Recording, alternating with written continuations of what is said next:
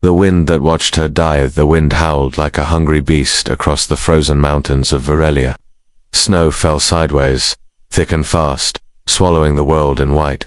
The planet's winter cycle had only just begun, but already it had buried valleys, frozen rivers, and forced towns into silence. High above, in a rocky outcrop where no one dared to live, a small shelter blinked with life, its lights dim but steady. Inside, Carter Mace sat alone, hunched over a broken thermal regulator. His hands were cracked, rough with grease and cold. He wasn't a soldier anymore, just a mechanic who had traded war for solitude, silence, and clean air. He liked it this way. No orders, no arguments, just wind and wires. But on the third night, something changed. It was a sound. At first, he thought it was the wind playing tricks, just the metal frame groaning under snow weight, but there it was again. Scratch, scratch, soft, faint, like fingers dragging over steel. He stood up slowly, frowning.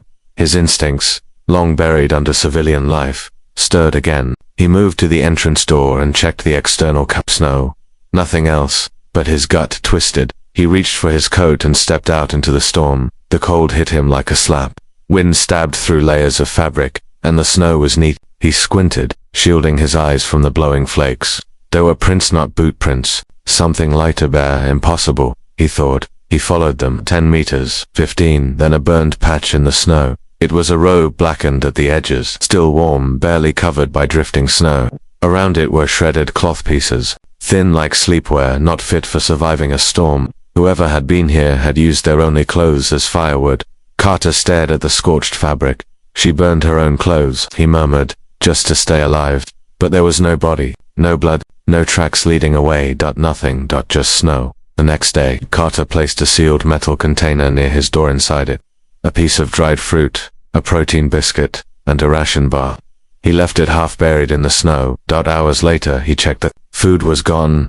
No footprints, no signs, just a hollow patch where the snow had been disturbed. That night, he lay in bed with one hand resting on the hilt of his old plasma knife and the other near the door remote. He didn't know if the ghost outside would return, but part of him hoped it would. Scratch. His eyes snapped open. Scratch, scratch. He jumped from bed, hit the door panel, and the hatch hissed open. This time, there was no wind-blurred illusion, no disappearing shape. There was a body collapsing forward into his arms. She was small, barely half his size. Her skin was pale, almost translucent, with a soft violet-blue hue.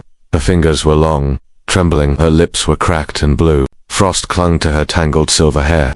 She wore nothing but ashes and rags, and she wasn't human. Carter didn't think. He just acted. He lifted her with both arms light as paper and carried her inside, sealing the door behind them. The heater in the corner groaned to life as he laid her gently on the warmed bed platform. He wrapped her in every blanket. He owned still. She shook. Her breathing was shallow. Hang in there, he whispered. You're safe now. She opened her eyes, slightly silver, glassy, unfocused. Why didn't you leave me? She croaked. Carter blinked. What? Her lips moved again, but her voice faded into a rasp. She passed out. He went to work gently wiping frost from her cheeks with a damp cloth, heating water, and rubbing medical gel into her cracked hands. He didn't know her species, but pain was universal. So was kindness. He watched her all night. She didn't move much. Her skin, once ice cold, warmed slowly. Her chest rose and fell under the blankets. That rhythm became his anchor. Proof she was still here, still fighting. Still alive. Carter leaned back in his chair, exhaustion creeping into his bones. But he didn't sleep. He just stared at her. She had survived 3 nights in the deadliest storm of the year, without gear, fire, or shelter. That wasn't luck. That was will. And for 3 nights she had come here, knocked, scratched, waited, and never spoke until now. Why didn't you leave me? He whispered his answer to the empty room. Because I'm human, and no one deserves to die alone in the snow. The fire crackled quietly, its orange glow dancing along the cold steel walls. Carter didn't know what the morning would bring. He didn't know who she was, where she came from, or why she had ended up here of all places. But he knew one thing with certainty. That girl had come to him on the edge of death, and he'd opened the door. Fire without fear. The storm hadn't ended. Outside the shelter, snow still blew sideways, clawing at the mountain face. But inside, a quiet warmth had taken hold. The heater hummed steadily, the fire popped softly, and for the first time in days, Carter wasn't alone. The alien girl, still unconscious, lay wrapped beneath 4 thick blankets. Her skin no longer looked like ice. Color had returned to her cheeks.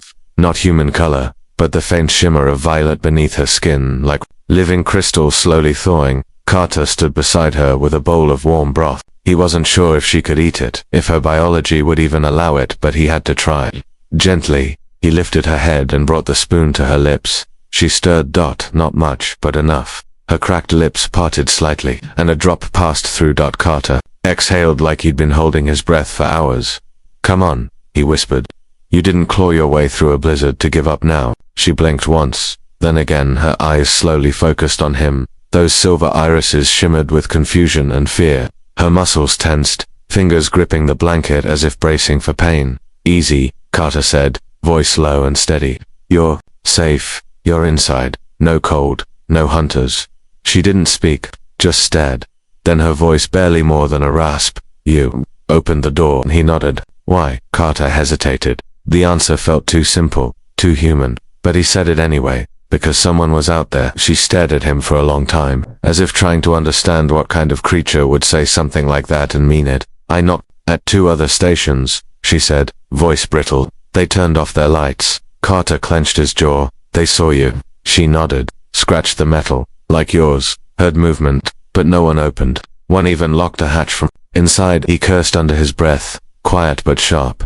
I thought humans feared aliens, she whispered. Some do, he said. I don't. She sat up slightly, eyes darting to the fire nearby. The flames reflected in her pupils like twin stars, but she tensed, shoulders rigid, breath shallow. You okay? Carter asked. She didn't answer. Her eyes never left the fire. You're scared of it, he realized aloud. Still, she said nothing. Then, where I come from, fire is punishment. Her voice cracked. Carter sat down across from her, placing the bowl of broth between them. Punishment, he echoed. She nodded. Those who disobey, they use fire. On the skin, on the eyes. Heat is pain. It's control. Carter's hands tightened into fists. And they did that to you. A pause, then a whisper. Yes. He glanced at the heater, then the soft glow of the fire. Here, fire means life, he said. Without it, we'd freeze to death. She looked at him sharply. But it burns, he nodded. If misused, yeah. But so does sunlight. So does time. Fire only hurts when no one's watching it, right? She blinked slowly. You sit close to it. Every day, he said, leaning back. It's not my enemy. She lowered her eyes. Carter picked up the bowl and offered it again. Here, try a sip, you need strength.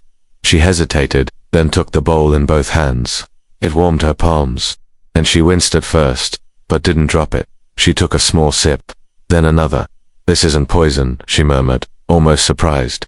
Carter chuckled. No, that's vegetable broth. Hardly dangerous. She stared into the bowl like it was something sacred. I don't understand you, she said softly. He tilted his head. Why? You don't ask who I am, or why I'm here. Carter looked at her evenly.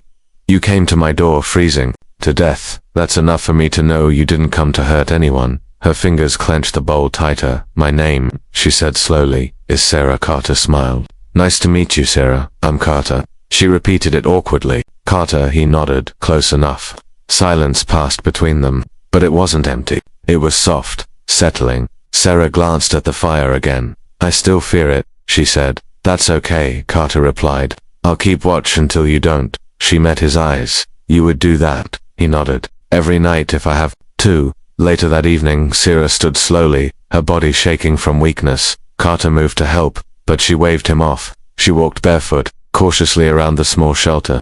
She ran her hand along the smooth wall, tapped the heater's side panel, touched the edge of the solar converter's blinking screen. This is your home, she asked. Yeah, Carter said. For the last 3 years. Alone, he nodded. Why? He leaned back in his chair. The war ended. The people didn't. So I chose silence. Sira studied him. Silence is cleaner than lies. Carter blinked. That's exactly right. She turned back toward the fire. I want to sit beside it, she said. He stood. Only if you're ready. I'm not, she admitted, but I want to be. He gently placed a cushion near the flames. Not too close, just enough to feel the warmth. She sat slowly wrapped in her blankets. Her eyes never left the fire. Carter sat beside her. Minutes passed. Sira reached out a hand just a little and felt the warmth. She didn't flinch, she didn't cry, she just whispered, "It doesn't hurt." Carter smiled. "No," he said, "not when someone opens the door first." Scars beneath the ice, the snow fell softer the next morning, like the storm itself had decided to rest. A pale light seeped through the small window slit in the shelter wall, casting gentle shadows across the room. Inside, the heater hummed and the fire cracked lazily. It was warm peacefully, stubbornly warm. Sira stood in front of the small mirror bolted to the wall. She unwrapped the last layer of medical bandage from her shoulder and stared at her reflection. The skin underneath was tight and raised, twisted by long-healed burn scars. They branched across her upper back like lightning frozen in flesh. She didn't cry, she just looked. There were 10 of them she'd counted before, each one from a time she'd spoken out of turn, made eye contact, failed to kneel fast enough. Her people had called it corrective purification. She called it cruelty. Behind her, Carter worked on a broken drone power cell, humming a tune Sira didn't recognize. He had given her space. He always did. Never once tried to see what she hid. But today, she needed him too. "Carter," she said, her voice quiet but steady. He looked up. She turned around, dropped the thermal blanket from her shoulders, and stood, with her back to him, scars exposed, arms loose at her sides. Carter didn't speak, didn't gasp, didn't flinch. He just stood there, heart thudding with the kind of anger that burns slow and deep, the kind that doesn't shout, but remembers. "They did this to you," he said quietly. She nodded. "For what?" "For surviving wrong, for having the wrong voice, the wrong thoughts." He stepped forward slowly, but didn't reach out. "And now," she looked over her shoulder, "now I want to know what you see." He met her eyes. "I see someone who walked through hell and didn't burn away." She blinked, not expecting that. He stepped closer. "I see strength. I see fire that didn't destroy you, it forged you." Her voice trembled. "But it's ugly." "No," Carter said. "It's yours, and that makes it sacred." For a moment neither spoke. The only sound was the fire crackling beside them, as if it agreed. "I've never shown anyone," she whispered. "And I'll never make you hide again," he promised. She pulled the blanket back over her shoulders, slowly, like she was laying down a piece of armor she didn't need anymore. "You're strange, Carter," he chuckled. "I've been called worse." That afternoon, Carter cooked a meal, real food, not ration packs. He used the last of the preserved mushrooms, a few hardy root vegetables, and a protein powder cube that rehydrated into something passable for meat. He didn't have much, but he made enough for 2. Sira sat at the table, watching the steam curl up from the pot. Her hands were folded in front of her, fidgeting. "I keep expecting this to end," she said. "What?" "This warmth, safety, someone sitting across from me without shouting." Carter sat down. "Well, I don't shout much unless something explodes." She gave him a small smile. It was cautious, like a flower opening for the first time after a long winter. "Humans live like this?" she asked. He shook his head. "No. Some are louder. Some are cruel. Some are cruel. Some are scared of anything different. Like me." "Yeah, but you're not." "I've seen enough war to know what real danger looks like," he said. "You're not it." She picked up her spoon, took a bite, and let the warmth spread through her. Then she whispered, "You know, I never had a name." He blinked. "What?" "I was called numbers. Or property titles. Sometimes you, but never." Name. Carter leaned forward. "So what should I call you?" She thought for a long moment, then said, "Sira. I read it once, scratched into a metal plate. I liked how it sounded." "Sira," he repeated. "It suits you." She smiled again, this time just a little brighter. That night, the temperature dropped even further outside. The scanner warned of a secondary storm front pushing in. Carter checked all the seals, reinforced the vents, and added another thermal layer to the door. Then he helped Sira settle near the fire again. She didn't sit as far this time. Instead of shrinking from it, she watched it like an old enemy she was slowly learning to forgive. Carter noticed but said nothing. After a while, she spoke. "My people said warmth was the first lie. That fire makes you forget you're still a prisoner." Carter threw another log into the flames. "They said a lot of things, didn't they?" She nodded. Double quotes. "Do you still believe them?" Her eyes glowed softly in the firelight. "No," she said. "I believe you." He looked up. "I believe someone who gives their fire doesn't want control. They want connection." She pulled the thick coat around her shoulders, the one Carter had modified from old gear. "I want to learn what warmth means," she said. "You're already learning," he replied. She leaned her head against the wall, beside the fire, eyelids heavy. "I still shake sometimes," she whispered. "That's normal. I dream of freezing again." "You won't," Carter promised. "Why?" He poked the fire, stirring the embers. "Because this time, When you knocked, someone answered. Later that night, as snow buried the mountains deeper in silence, Sira slept peacefully beside the fire. Her fingers no longer twitched in fear. Her breathing was soft, steady. Carter stayed up a while longer. Watching the storm through the window, he thought about what she said. Fire makes you forget you're still a prisoner. And he realized something. He wasn't just protecting her, was freeing him too. Ghost frequencies. The fourth storm broke sometime before dawn. Outside, the mountain was a graveyard of snow and silence. But inside the shelter, a different kind of stillness had taken root. Not fearfulest, for Sira lay cold in a thermal cocoon near the fire, her breath visible in the low lights, slow and rhythmic. Carter didn't sleep that night. He sat near the radio array, staring at the screen, listening. For the past 3 days, he'd kept it silent, off the grid. This far up the mountain, no one cared about regulations, but something was gnawing at him, a whisper in the back of his skull. He turned the dials, shifted frequencies, hissed static, a hum. Then, all patrols, reroute to Sector 9. Repeat. Priority scan for unauthorized biosignatures. Suspected alien escapee on foot. Code White Frostshi is considered subversive and genetically contaminated. Do not offer aid. Lethal retrieval authorized. Carter froze. That voice wasn't alien, it was human, and it was talking about her. He muted the feed. Jaw clenched, breath fogging in the cold air. They were looking for her. They knew she was here. Or close. He looked over at Sira, still asleep, still healing, still trusting him. His knuckles went white against the edge of the console. He'd seen this kind of message before, back during his deployment days, when bureaucracy needed a scapegoat, or a specimen, or a body to prove obedience. Code White Frost meant disappear her, quietly, efficiently. No questions, and now it was aimed at a girl who barely survived. A blizzard. Carter stood, paced once, twice, then activated his drone interface. The outer surveillance drone, old and half-functional, buzzed to life with a flicker. He programmed a scan loop, 20 kilometers, thermal sweep. He needed to see them coming. Later that morning, Sira noticed the tension. She always did. It lived in Carter's shoulders, now tight coiled. He stirred the fire harder than usual, replaced components that didn't need fixing. Ate in silence. Something's wrong, she said. He didn't answer at first. She walked over, placing a soft hand on his forearm. Don't lie to me. He looked up, and the weight in his eyes made her chest tighten. They're looking for you, Sira, he said finally. Her face didn't flinch, but her breath caught. I heard it on the radio. Humans, official ones. They know you escaped something, and they've given clearance to retrieve you forcefully. She looked down. Quiet. Then. I was part of a gene pool experiment. Carter's eyes narrowed. Explain. Sira stepped back, wrapped her arms around herself. My people. They don't reproduce like yours. We're cloned batches, engineered traits. Each of us is made for a function. Mine was silent endurance. I could survive cold, isolation, sleep without nutrients for long stretches. I was their winter ghost, a prototype. She laughed bitterly. I was born for missions that killed others. Carter's throat tightened. And then, they gave me 2 humans, she said.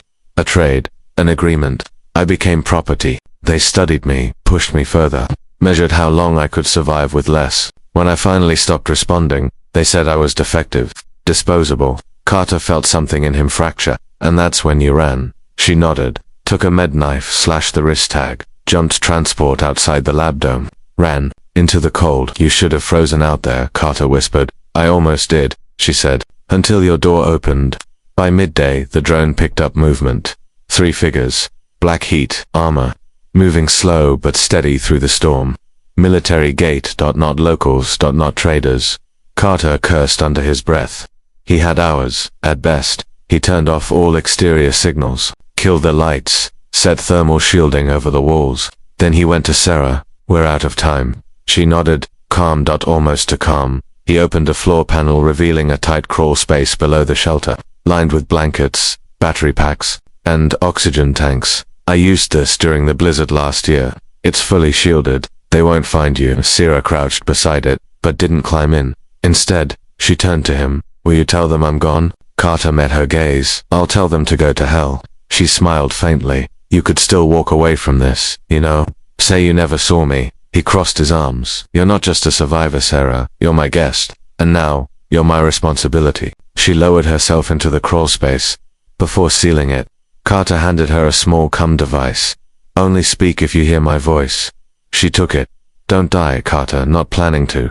He sealed the hatch just as a sharp knock came from the main door. 3. Evenly spaced. Military-style. Carter, single quotes as face hardened. He moved to the control panel, pressed the intercom. Yeah, this is Commander Dalek. We're conducting a regional sweep for unauthorized activity. Step outside for verification. Carter didn't move. Not a good time. You'll want to turn back. The weather's getting worse. No, Mr. Mace. We insist. The use of his name chilled him. They knew. He slid the old plasma rifle from the wall holster, charged it once, then opened the door. 3 figures in black armor, visors tinted, weapons not drawn but ready. Step aside, the commander said. We have intel indicating a fugitive life form passed through this region. Non-citizen class. We need to inspect your dwelling. Carter leaned in close, voice like gravel. This is private land. You got a warrant. The commander's tone sharpened. We don't need one. Carter raised the rifle slightly. You do now. A tense pause. Then, behind him, the fire crackled. Only sound you're interfering with a federal sweep, the commander warned. I'm interfering with fascism, Carter snapped. Now unless you want to test this weapon's loyalty to the mountain, you'll turn around and disappear, like ghosts. The soldiers hesitated. Their scanners showed nothing. No heat signature, no movement. They weren't authorized to escalate without confirmation. Finally, the commander stepped back. This isn't over. Carter smiled coldly. Nothing ever is. The door hissed shut and locked.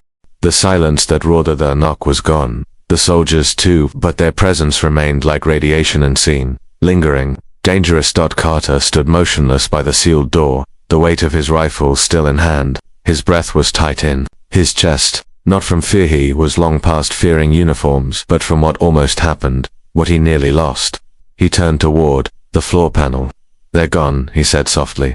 There was no reply at first, then the hatch creaked open, and Sira's pale hand emerged. Her silver eyes followed, cautious, alert, like a deer learning whether the world above was safe again. You didn't let them in, she whispered. I never will. She crawled out, wrapped in blankets, her breath short and fast. Her hands were shaking. Carter set the rifle aside and dropped to one knee. You okay? She nodded, but the tears in her eyes betrayed her. I heard them, she said. Their voices, the way they talked. Like I'm a bug, something to scrape off their boot. Carter looked her in the eye. That's not what you are. I know, but it's hard not to believe it when they speak like that. I used to think maybe if I just ran far enough, I'd stop being what they hate. She paused. Her voice trembled. But they're not chasing what I am, Carter. They're chasing what I survived. That hit him harder than he expected. He reached out slowly and placed a hand over hers. They hate you because they couldn't break you, he said. And that scares the hell out of them. She lowered her head, shoulders shaking not from cold, but from the exhaustion of carrying years of silence. You didn't ask me to prove anything, she murmured. No blood test, no scan, no confession. You just let me stay. I didn't need proof, Carter said. I saw you freezing to death and gave you heat. That's what people do when they haven't lost themselves. Sira looked up. But you were a soldier, weren't you? He hesitated, then gave a bitter nod. I was before I realized the war wasn't just on battlefields, it was in policies, in orders, in silence. She studied his face. What made you walk away? Carter turned toward the fire, the dancing light flickering over the rifle on the wall. There was a girl, not unlike you, captured, didn't speak, refused to scream. They wanted me to help extract compliance. I refused. Sara watched him carefully. They said if I didn't do it, someone else would. I told them that wasn't a justification, it was an excuse. What happened? I smuggled her out the next night, got her to the border. Last I heard, she made it to the outer rings. His voice cracked for the first time.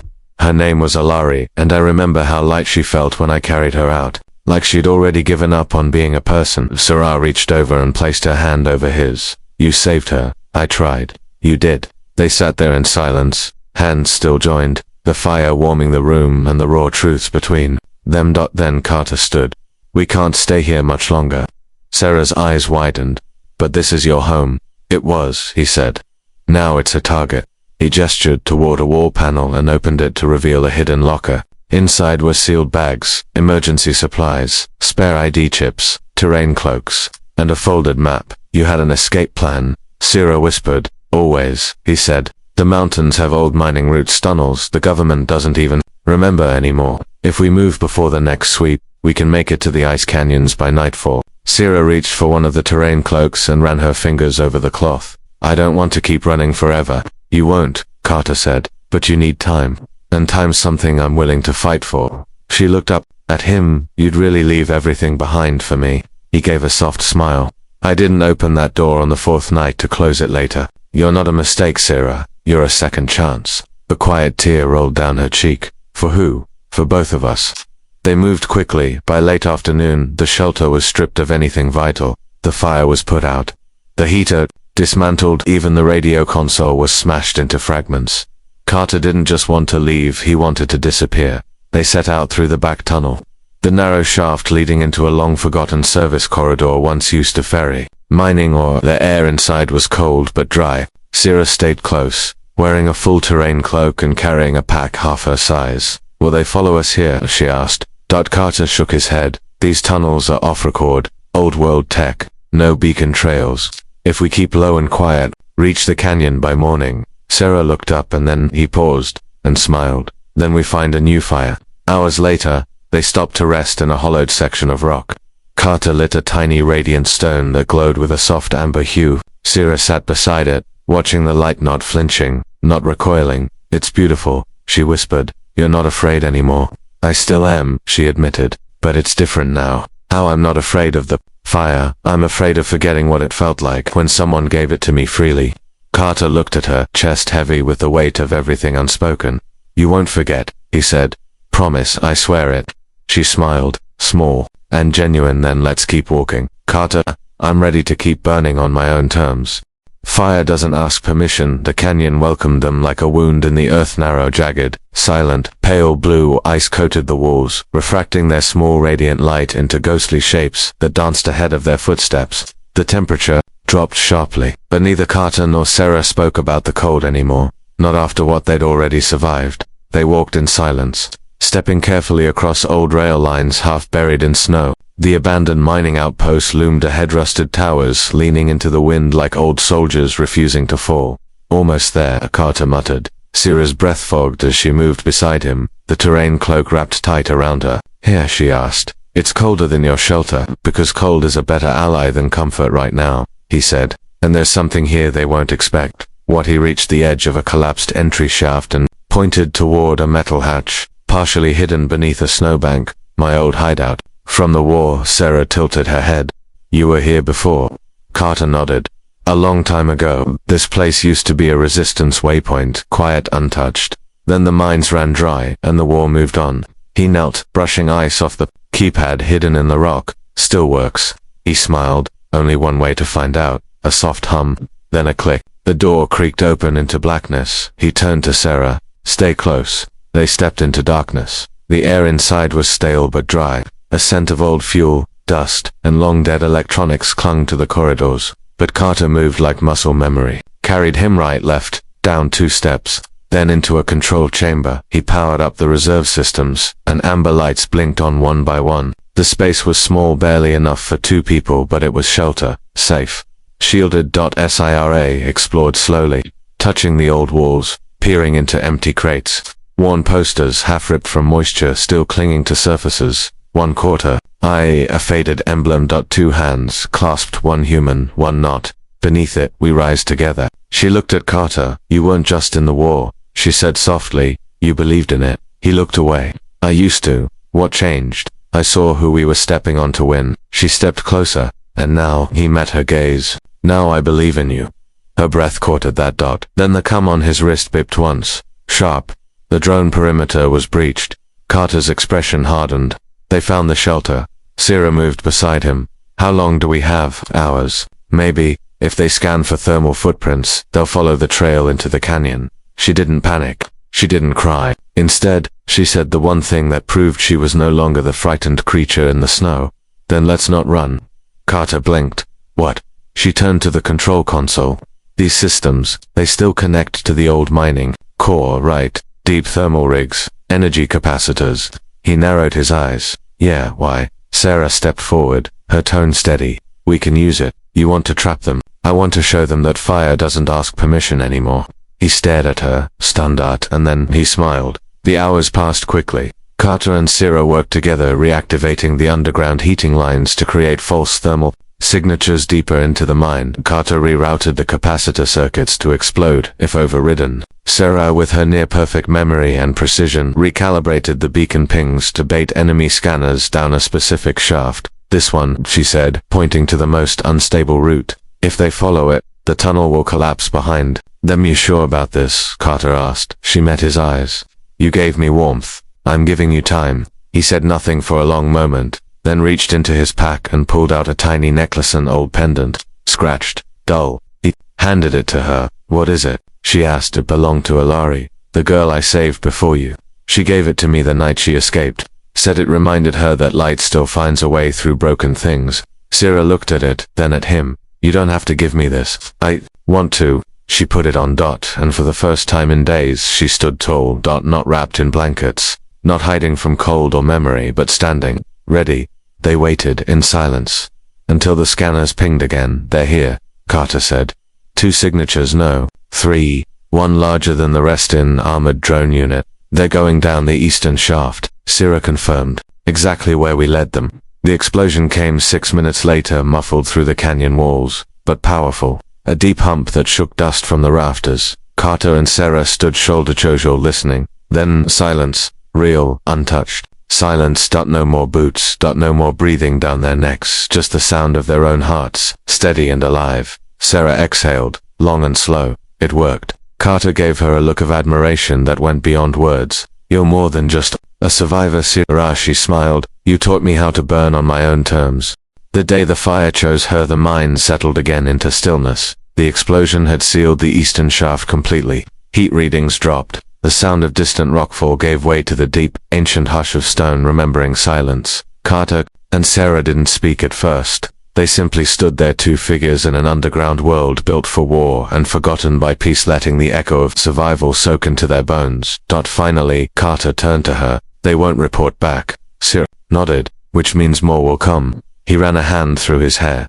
Eventually, she stepped closer. But not yet. That moment, the breath between crises, between one hunted night and whatever came next, was theirs. And for the first time since he'd found her, Sira wasn't just with him, she stood beside him as an equal, as fire. They didn't return to the surface for 3 more days. Carter taught Sira how to patch power cells, field repair oxygen seals, and prepare signal scramblers from stripped communication beacons. Sira, in turn, showed Carter how to use her body's ability to regulate cold, extending battery life by redirecting heat exchange manually, a trait humans hadn't evolved, but might one day envy. It was an exchange of strength, quiet, constant, no longer rescuer and rescued, but co-survivors. By the 4th morning, Carter found her standing at the edge of the canyon mouth, staring at the rising sun painting pink across the snow. You okay? He asked. Sira nodded. I'm thinking. Dangerous habit, he teased. She smiled faintly. Do you think I'll ever stop being hunted? He stepped up beside her.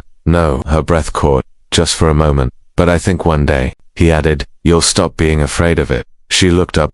You really believe that? I do, because fire doesn't run forever, Sira. Sooner or later, it turns and burns back. She glanced down at the pendantillery's pendant that now felt like it had always been hers. I want to fight, she whispered, not just run or survive. I want to make sure no one else is burned and left to die, not humans, not aliens. No one. He nodded slowly, pride rising in his chest like heat from a furnace. Then you'll need allies. She turned to him. You know people. He smiled. I used to. Some might still listen. He pulled out a scratched, folded map from his coat. Down in the southern reach, there's a place called Hollertown. No central government, no orbital registry, but a few like-minded people, scientists, ex-soldiers, refugees, builders. They don't care what you look like, only what you stand for. Sira took the map. Her fingers trembled, but not from fear. Do they have fire? He looked at her. No, but they've been waiting for someone to bring it. They left the mines the next morning, disguised beneath neutral thermal cloaks. Carter rigged the old resistance beacon to pulse a final burst, one last misdirection to scramble any remaining pursuit. As they walked along the ridge, Sira paused near a twisted outcrop, looking down at the white-covered landscape. The valley below stretched wide, dotted with ruined buildings, fossilized vehicles, and ancient scars of old wars. Do you think the world ever forgets what it does to the ones it fears? She asked. Carter shook his head. No, but sometimes, it regrets it. She looked up at him, wind tugging at her silver hair, and sometimes it makes something new from the regret. He nodded. Exactly. They continued walking toward Hollowtown, toward others, toward something new. Weeks passed. In Hollowtown, Sira met others like her, not exactly the same, but survivors, wanderers, believers. Some bore human faces with haunted eyes. Others had alien features, scars of species once labeled as threats. But they shared one thing. They were all tired of running, and ready to build. Sira quickly became more than just a survivor. Her knowledge of temperature, tolerance, endurance, and physiology became vital in developing hybrid suits for explorers working in extreme zones. Her quiet strength inspired younger refugees, and her story how she'd burned her own clothes, survived 4 nights alone, and been saved not by a soldier, but by a man who chose kindness spread through Hollowtown like myth. Some began calling her the Fourth Flame, a girl who should have died on the 4th night, but chose to live. Carter stayed beside her, helping build, secure, defend, sometimes patrolling the outer ridges, sometimes just fixing water recyclers and rewiring solar rigs, but always watching. Sira. Not with control. Not with worry, but with awe. The girl he'd found frozen and trembling on his porch was now a symbol of hope, and every time someone new arrived at the settlement, breathless, frost-covered, and half believing they might finally be safe, Sira was the first one to offer them a blanket, fire, not to burn them but to warm them one night. After the first snowfall of the new season, Carter found her at the edge of the camp, staring up at the stars. "Something on your mind?" he asked. She smiled without turning. "You opened a door for me on the 4th night, Carter, I remember." She turned, eyes glowing in the dark. "Now I want to open a door for others, for as long as I breathe." He nodded, and without words, without ceremony, he handed her a new ignition stick. She lit it, held the flame steady against the cold wind, and said only this time, "The fire chooses me."